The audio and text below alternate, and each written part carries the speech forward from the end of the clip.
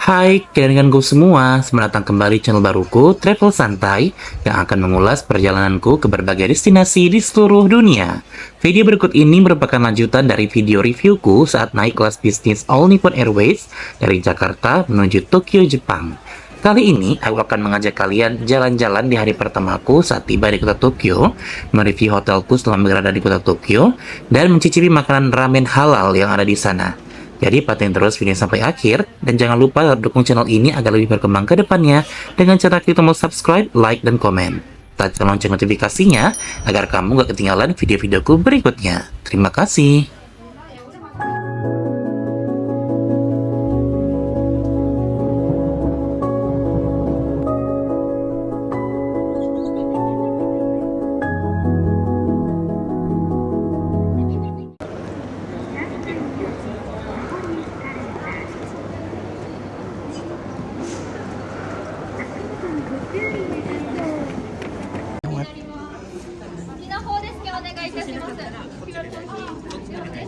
Hai, jadi saya barusan aja tiba di Bandara Haneda di Terminal 2 dari penerbangan All Nippon Airways dari Jakarta menuju Tokyo Haneda. Dan tadi itu barusan selesai dari imigrasi dan juga customs. Dan ini sekarang saya udah keluar dan sekarang berada di arrival hall-nya. Jadi saya tuh mau nukerin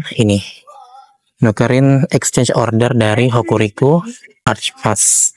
Nah, jadi tadi saya barusan aja selesai menukar atau meredeem exchange order yang Hokuriku Arch Pass yang udah saya beli di Indonesia.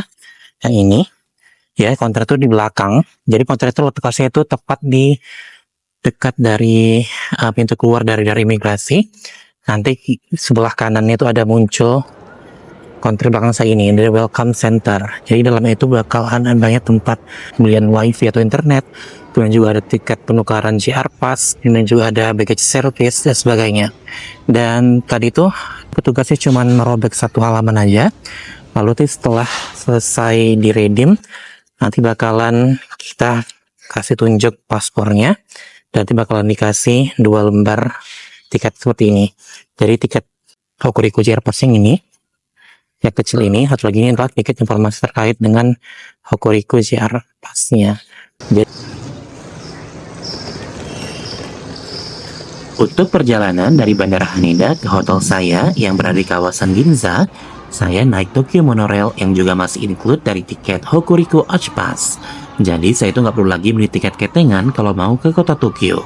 Selama berada di Jepang, saya itu selalu pakai aplikasi Japan Travel by Navitime untuk mencari rute transportasi umum yang ada.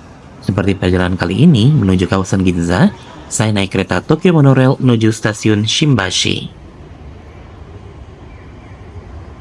Nah, dari stasiun Shimbashi ini, lokasinya itu nggak jauh dari hotel saya sama di Tokyo, yaitu Hotel Ibis Styles Tokyo Ginza, yang lokasinya sangat strategis, dekat dengan pusat perbelanjaan Ginza yang sangat terkenal itu.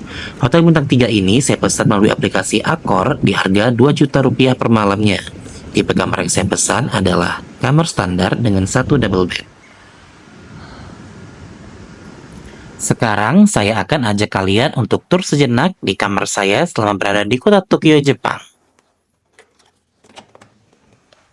Nah, jadi di sini tuh ada cermin ya. Setelah dari pintu itu ada cermin besar. Kemudian ini lorongnya sempit.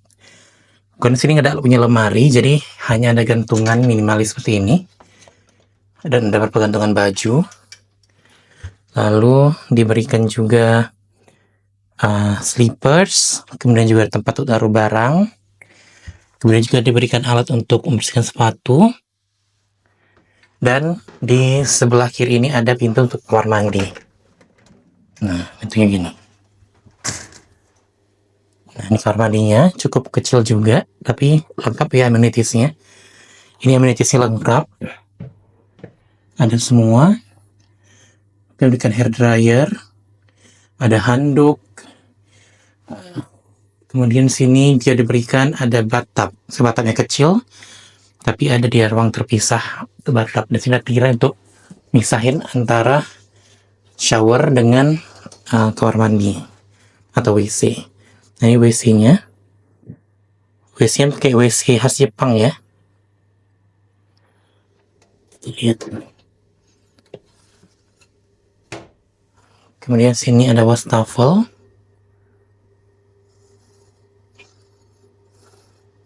Ada cermin lagi. Nah, di sini diberikan berapa produk perawatan badan. Ya, ada shampoo, conditioner, dan juga ada sabun mandi. Nah, kemudian kita masuk ke bagian kamar. Nah, ini kamarnya hanya sekecil ini. Nah, dari kamar mandi tadi, langsung ke kamar. Kamarnya hanya segini. Dan ini di sini terdapat meja kerja, yang ada cermin kecil juga. Di sini ada diberikan telepon, remote TV, tisu. Ini welcome drinknya saya pilih tadi orange juice. Kemudian ada air mineral gratis. Ada kasih coklat juga. Gelas, kettle listrik. Ini ada beberapa kompartemen. Ada minibar juga. Kita lihat apa isinya. Kosong. Ini kursi. Dan ini tempat tidurnya. Ini jendela. Dan ini TV. Sudah bikin di ruangannya. Keesokan paginya, tepatnya di hari kedua saya berada di kota Tokyo, saya berencana untuk mengunjungi area Asakusa yang sangat terkenal dengan wisata kuliner dan juga bangunan-bangunan kunonya, seperti Sensoji Temple. Dan juga untuk makan siang hari ini, saya berencana untuk makan di salah satu restoran halal yang berada di kawasan Asakusa. Hai, sekarang ini hari kedua saya di kota Tokyo. Tepatnya saya menginap itu di daerah Ginza. Dan pagi ini saya itu mau menukar mata uang yang saya miliki ke mata uang yen Jepang. Dan di Jepang itu uniknya, dapat banyak vending machine untuk penukaran uang. Salah satunya adalah lokasi di belakang saya ini, di Ginza Grand Hotel. Di dalamnya nanti itu bakalan menukar beberapa uang mata uang asing yang saya punya ke mata uang yen Jepang. Jadi, lihat gimana proses penukarannya. Nah, jadi yang tersedia kali ini adalah mesin penukaran uang dari Smart Exchange, dan mesinnya ini kelihatannya seperti mesin ATM ya, tapi bukan. Ini tuh mesin penukaran uang yang bakalan sering kita jumpai saat di Jepang. Di layarnya itu tertera daftar mata uang dari berbagai negara yang bisa diterima. Bahkan rupiah Indonesia juga ada loh guys. Nah, kemudian kita klik aja tombol start transaction di layar, lalu kita klik next, nanti bakalan muncul nilai konversi mata uang ke yen Jepang. Seperti di video ini, saya itu mau nukerin mata uang dolar Australia ke yen Jepang. Jadi kita tuh hanya perlu masukkan beberapa lembaran mata uang dolar Australianya di mesin ini. Dan nanti bakalan terbaca dan juga tampil jumlahnya pada layar. Nah, seperti di sini tuh, saya nukerin 35 dolar Australia. Lalu kalau konversikan ke yen Jepang, kira-kira itu dapatnya sekitar 3070 yen Jepang. Jadi kita klik aja tombol payment di layar, maka uang yen Jepang akan keluar dari mesin, bahkan termasuk uang koinnya juga. Ya, dan tadi itu saya barusan aja menukar beberapa mata uang asing, di antara itu mata uang Indonesia, kemudian mata uang US dollar, dolar Australia, dan juga dolar Hong Kong. Dan tadi itu ada yang gagal ya, jadi nggak semua itu berhasil yang terbaca oleh mesinnya. Jadi tadi berhasil menukarin 7 ribuan yen. Jadi ini kalau kita pakai untuk makan di restoran di Jepang, karena beberapa restoran Jepang itu kebanyakan dia yang bisa menerima uang cash. Berapa dikit aja yang bisa menerima kartu kredit. Makanya saya tetap menarik juga uang cash selama berada di Jepang ini.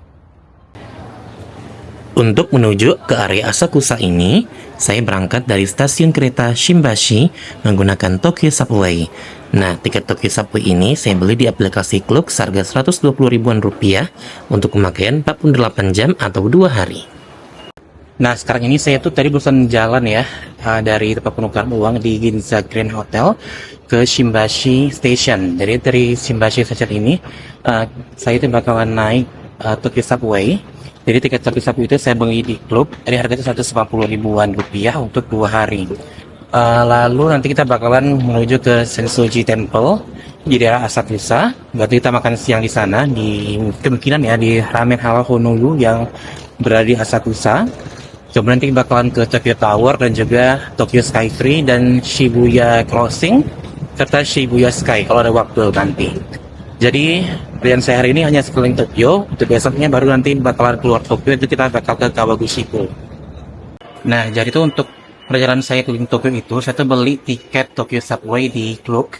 Ini dia tiketnya, ada QR code-nya. Jadi nanti kita bakalan meredeem dulu tiket yang kita beli ini di vending machine yang ada di stasiunnya. Ini dia vending machine-nya. Nah, kita bakal redeem di sini dulu. Nah, jadi ini adalah mesin untuk pengambilan menukar tiket ya, tiket Tokyo Subway.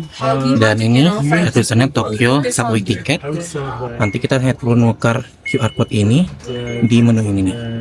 QR code. Kemudian dia akan nyuruh kita untuk men-scan di sini, di bawah ini. Kita scan QR code-nya. Nah, muncul. Kemudian kita isi tiket. Nah, tiket bakal keluar di sini. Tiket bakal keluar. Nah, tiketnya ini. Ini tiketnya. Nah, jadi setelah kita berhasil nukerin QR code yang kita beli dari Klook menjadi tiket fisik di sini melalui mesinnya Tokyo Subway, baru kita bakalan men-scan atau men-tap kartunya itu di mesin masuk tiketnya di sebelah sana itu.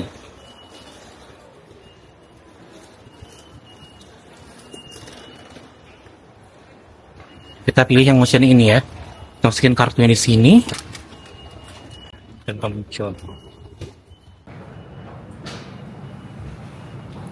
Dengan menggunakan tiket Tokyo Subway ini, saya bisa bebas menggunakan berbagai macam moda transportasi untuk melakukan perjalanan ke seluruh area metropolitan Tokyo. Seperti yang sudah saya sampaikan sebelumnya, saya ini menggunakan aplikasi Japan Travel by Navitime untuk mencari rute ke berbagai destinasi yang ingin saya kunjungi. Perjalanan dari Shimbashi Station ke Asakusa Station ini hanya memakan waktu sekitar 22 menit dengan melewati 11 pemberhentian. Rute yang saya gunakan adalah Tokyo Metro Ginza Line. Nah, jadi ini sekarang saya udah berada di Sensoji Temple. Di belakang saya ini adalah wheel-nya, Wheel Sensoji. Dan di sini tuh ramai banget ya pengunjung yang mau berfoto di sini. Yang menjadi ikon dari Sensoji Temple itu adalah ada bulatan merah yang di depannya di gerbang Sensoji Temple ini. Dan sebenarnya saya mau foto di belakang, tapi kan ini ramai banget, jadi harus menunggu hingga suasananya sudah agak sepi.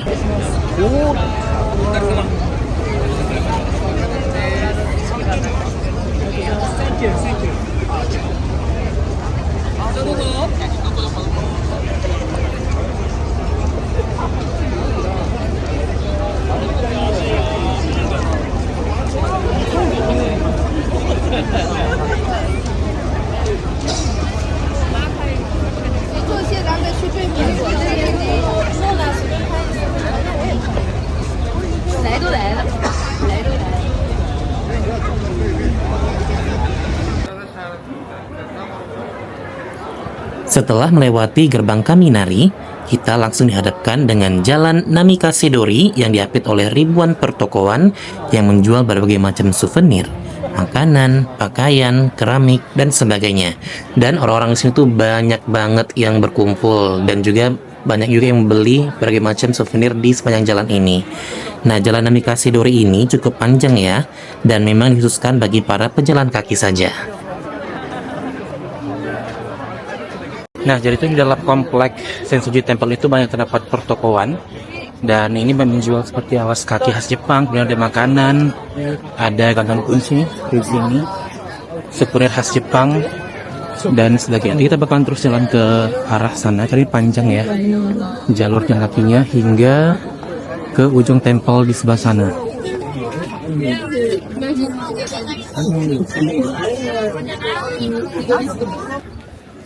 Nah, jadi seperti yang kita lihat di sini ya, itu tuh di sepanjang jalan Namikaze-dori ini, itu toko-tokonya kebanyakan menjual pakaian seperti kaos khas Jepang ya, untuk souvenir.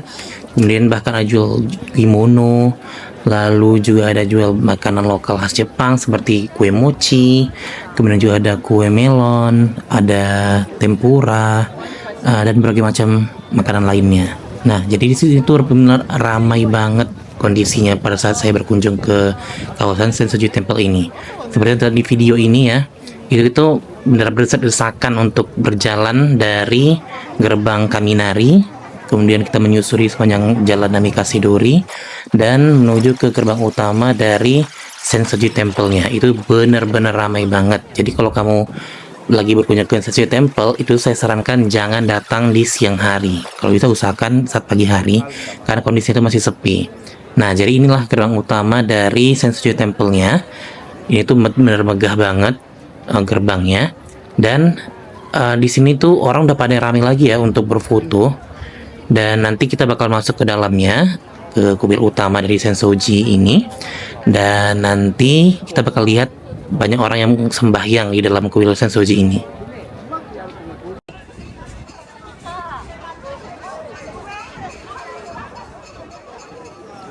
Ya, dan inilah kuil Sensoji yang sangat terkenal itu.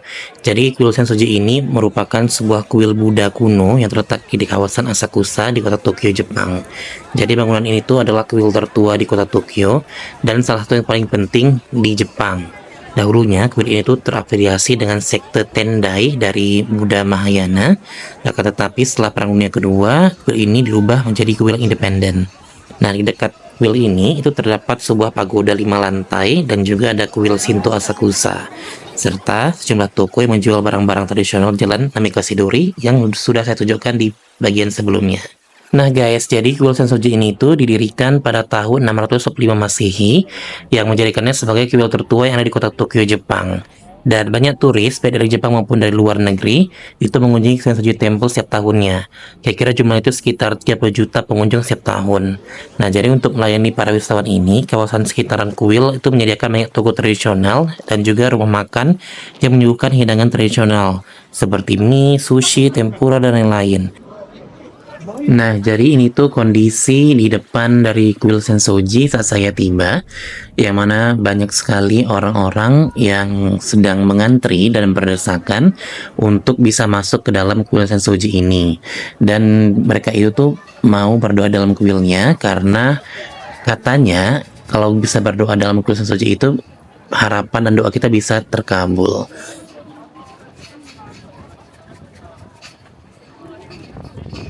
Nah, sekarang ini saya udah berada dalam kompleks gedung utama dari Sensoji Temple.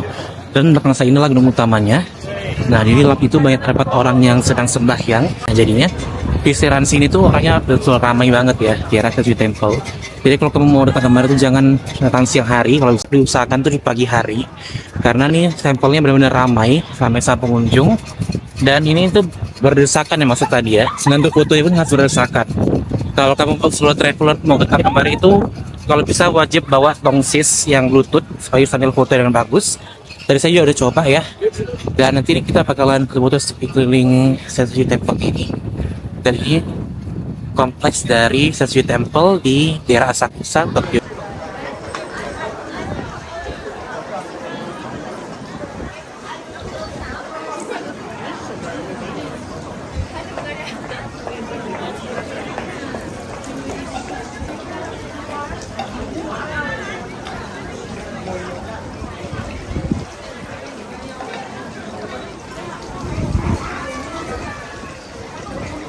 Nah, jadi itu karena saya udah sekitar 2 jam ya keliling di Sensoji Temple di Asakusa, dan di sini tuh terdapat banyak kali toko penjual makanan ya di daerah sekitaran gedung utama dari Sensoji Temple.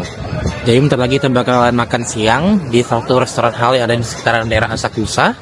Jadi nanti saya perlu jalan kaki lagi untuk ke daerah belakang Sensoji Temple untuk ke Honolulu Premier Halal Restaurant.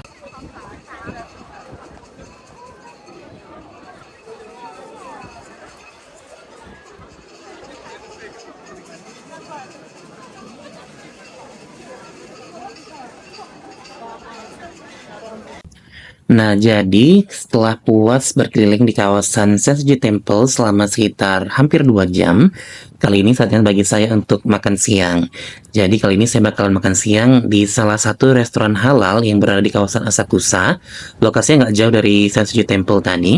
Dan nama restoran ini adalah Halal Ramen Honolulu Premier Asakusa. Jadi waktu saya tiba di restoran ini tuh udah rame banget orang yang mengantri di luar pintunya. Dan ini suasana dari restoran Honolulu Premier Halal Ramen restoran yang di kawasan Asakusa. Jadi restoran itu bukanya di jam setengah 12 siang dan tutupnya di jam 9 malam. Dan ini daftar menu makanan yang dijual di restoran ini. Dan kali ini saya mesannya ada 3 makanan. Yang pertama itu adalah spicy fried chicken ramen, lalu juga ada matcha tea, dan juga ada mochi ice. Jadi kita bakalan lihat bagaimana rasa makanan yang disediakan di restoran Honolulu Premier halal restoran ini. Dan juga restoran ini menjual berbagai macam souvenir berupa mie instan yang sudah halal tentunya, ramen instan ya. Dan juga restoran sudah bersertifikat halal, yang mana sertifikat halal itu ditempel di dinding restorannya. Jadi kita nggak perlu khawatir lagi. Tapi nih yang nggak saya sukain di restoran ini adalah waktu ngantrinya tuh cukup lama banget. Saya aja butuh 1 jam mengantri untuk bisa masuk ke dalam restorannya. Hidangan pertama yang datang adalah ice matcha tea. Harga minuman matcha ini adalah 400 yen Jepang atau sekitar 45.000 rupiah. Untuk rasanya ini enak banget dan saya kasih skor 4,5 dari 5. Dan menu kedua yang datang adalah spicy fried chicken ramen. Harga semangkuk ramen ini adalah sekitar 2.090 yen Jepang atau sekitar 235.000 rupiah. Untuk porsinya cukup banyak dan tampilannya sangat colorful dan warna kuahnya itu bikin ngiler untuk memakannya. Nah, jadi di dalam ramen ini tuh ada potongan ayam ya. Ada ayam goreng. Ini ayam gorengnya. Lalu ada potongan daun bawang, ada jamur. Kemudian ini apa ya? Saya nggak tahu juga ini apa. Kemudian ada mie dan kuah ramennya. Oke, akan kita cicipin gimana rasa ramennya. Nah, jadi ini baru saja datang ramen yang saya pesan ya. Itu spicy chicken ramen dan ini dia. Porsinya cukup besar juga. Nah, ini dia ramennya. Kita cicipin gimana rasa ramennya. Satunya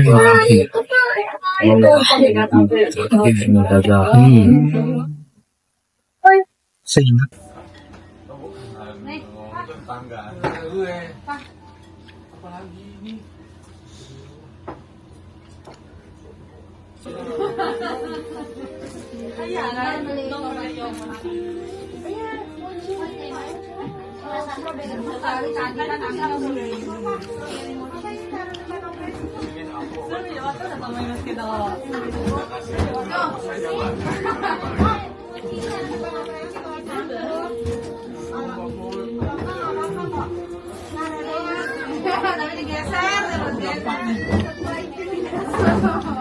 Sementara hidangan penutupnya yang saya pilih adalah mochi ice seharga 300 yen Jepang atau sekitar 35.000 rupiah. Mochinya enak dan teksturnya kenyal. Isiannya itu adalah krim rasa mangga sehingga menambah rasa kue mochinya ini. Seluruh makanannya enak dan kini saatnya bagi saya untuk menuju ke destinasi berikutnya. Nah guys, seharusnya itu saya mengunjungi Tokyo Skytree yang berada di kawasan Asakusa, akan tetapi karena tadi ngantrinya cukup lama di restoran Honolulu Premier Halal Ramen Asakusa ini, jadinya saya lewatkan untuk kunjungan ke Tokyo Skytree. Dan sebagai gantinya, saya tuh nanti bakalan berkunjung ke Tokyo Tower yang ikonik dengan warna merahnya. Jadi pantengin terus videonya sampai akhir. Sebelum saya menuju ke Tokyo Tower, saya mau mampir sebentar di Shibuya Station untuk melihat suasana jalan tersibuk yang ada di Jepang, yaitu Shibuya Crossing. Untuk menuju ke Shibuya Station dari Asakusa, saya menggunakan tiket Tokyo Subway dengan melewati 18 berhentian. Dan rute yang saya pakai juga Tokyo Metro Ginza Line. Di stasiun Shibuya, saya ingin melihat kesibukan jalan raya Shibuya Crossing yang selalu ramai dengan para pejalan kaki. Dari dalam stasiun Shibuya, kita tuh bisa melihat pemandangan Shibuya Crossing ini ya guys. Jadi di sekeliling Shibuya Crossing ini terdapat beberapa spot yang bisa kita gunakan untuk melihat jalanan tersibuk di Jepang ini. Mulai dari yang gratis hingga yang berbayar pun juga ada. Tapi kali ini saya melihat suasana Shibuya Crossingnya secara gratis dari Shibuya Station.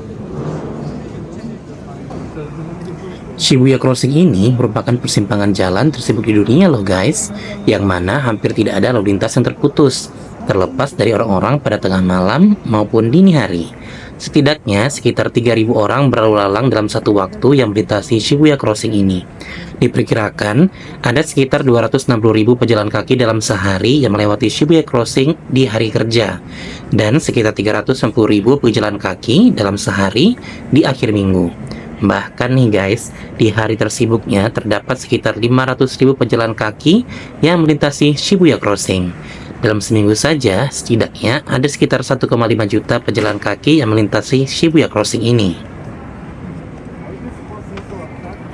Di Shibuya Station ini, saya tidak keluar stasiun karena mau mengejar waktu untuk berkunjung ke Tokyo Tower. Dari Shibuya Station, saya memerlukan waktu sekitar setengah jam untuk menuju ke Tokyo Tower ini. Seperti biasa, saya menggunakan tiket Tokyo Subway yang saya sudah punya dengan naik di rute Ginza Line menuju Aoyama Ichome Station yang melewati 3 pemberhentian. Lalu dilanjutkan lagi dengan berganti kereta di rute Toei Aedo Line menuju Akabanebashi Station yang hanya perlu melewati 3 pemberhentian juga. FYI nih guys, Tokyo Tower merupakan sebuah menara radio Jepang yang terletak di distrik Shibakoen di Minato, Tokyo, Jepang. Menara yang ikonik karena warna merahnya ini selesai dibangun pada tahun 1998. Nah, kali ini, sekarang nih jam setengah 6 sore waktu Tokyo. Jadi langitnya udah gelap ya karena ini musim dingin sekarang. Jadi saya ini sekarang berada di kawasan Tokyo Tower atau Menara Tokyo yang lama. Dan belakang saya ini, nah inilah Tokyo Tower-nya. Wow, indah sekali bukan? Nah, jadi bentar lagi saya bakalan masuk ke deck atau observatorium yang ada di dalam Tokyo Tower ini. Dan kita harus berjalan mendaki bukit ya, yang di depan ini. Nah, bukit ini kita mendaki terus kita bakalan naik lift yang menunjukkan tiket QR code atau voucher mobile yang udah saya beli tadi melalui aplikasi Clock. Jadi, mari kita lihat pemandangan ke Tokyo dari observatoriumnya Tokyo Tower kali ini.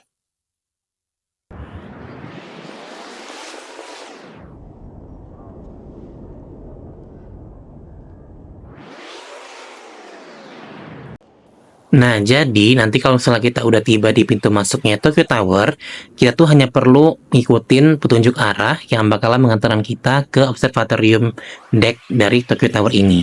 Jadi kita hanya perlu naik eskalator ke lantai 2, nanti kita bakalan nemuin lobby untuk masuk ke liftnya Tokyo Tower. Nanti di situ bakalan ada petugas yang bakalan men-scan tiket kita. Jadi kita hanya perlu nunjukin tiket yang udah kita beli di aplikasi Klook kepada petugas yang sedang berjaga. Nanti mereka bakal scan dan kalau memang berhasil, nanti kita bakal arahkan untuk masuk ke lift sambil mengantri dengan pengunjung yang lain.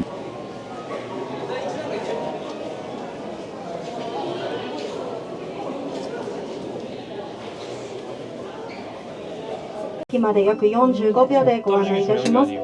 will soon arrive at the main deck, which is 150 meters high.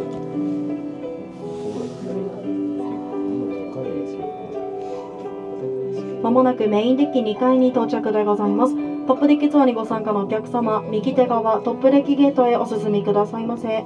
This is the main deck second floor. For the top deck tour, please proceed to the right. Menara yang ikonik karena warna merahnya ini selesai dibangun pada tahun 1958 dan memiliki tinggi 332,9 meter. Dan sempat menjadi menara tertinggi di Jepang hingga tahun 2012 sebelum pembangunan Tokyo Skytree yang selesai di tahun yang sama. Dari observatorium decknya Tokyo Tower ini, kita itu bisa melihat pemandangan kota Tokyo saat malam hari yang dihiasi dengan gemerlap cahaya dari gedung-gedung tinggi yang menghiasi wajah kota Tokyo. Bahkan di beberapa spot dari observatorium deck ini juga tersedia gambar pemandangan kota Tokyo zaman dahulu yang masih belum dipenuhi hutan beton seperti sekarang ini. Jadi kita bisa bandingkan pemandangan kota Tokyo sekarang dengan kota Tokyo yang di zaman dahulu. Oh iya guys, saya juga mau infoin juga nih ke kalian bahwa di dalam Tokyo Tower ini juga terdapat banyak toko souvenir loh. Dan harga barang-barang yang dijual di sini pun juga sedikit lebih murah jika dibandingkan dengan toko souvenir yang ada di tempat wisata lain yang ada di kota Tokyo. Jadi nggak ada salahnya kalau kalian berkunjung ke Tokyo Tower sekalian beli oleh-oleh yang ada di sini juga. Setelah cukup puas melihat pemandangan gemerlapnya kota Tokyo dari observatorium decknya Tokyo Tower, kini saatnya bagi saya untuk kembali ke Hotel Ibis Styles Tokyo Ginza. Maka kunjungan saya ke Tokyo Tower kali ini menutup perjalanan saya di hari kedua di kota Tokyo, Jepang. Semoga perjalanan saya di video kali ini bisa menjadi referensi bagi kalian yang berencana akan liburan ke Jepang. Nantikan video liburan saya di Jepang berikutnya karena saya bakal ngajak kalian menuju Kawaguchi untuk melihat Gunung Fuji. Mohon maaf juga bila masih ada banyak kekurangan di video ini. Akhir kata, terima kasih sudah menonton video saya sampai akhir. Jangan lupa tetap dukung channel ini agar lebih berkembang ke depannya dengan cara subscribe, like, dan komen, serta share video ini ke teman-teman kalian. Terima kasih.